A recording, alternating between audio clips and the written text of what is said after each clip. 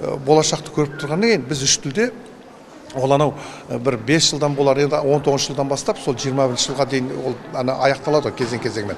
Енді осының ішінде ғой, жаңағы латын қарпіне негізделген қазақтың жаңа әліпбиін негізі. Оған да байбалам салып керу жоқ. Ол да 2025 жылы жаңағы енеді. Онымен қатар жаңағы орыс кирилл әрпі қатар жүреді. Міне сонда орыс тілі еніп отыр ғой. Енді орыс мектептерінде қазақ тілінің жаңа бағдарламасы жасалып жатыр.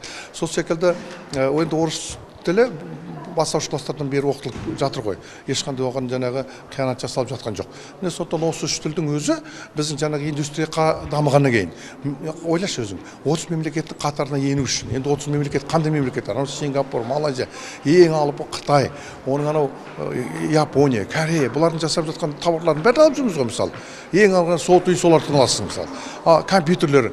Сонда осы ғылымды жасау үшін біз озық технология жасау қалмау үшін тіл білу керек қой міндетті түрде.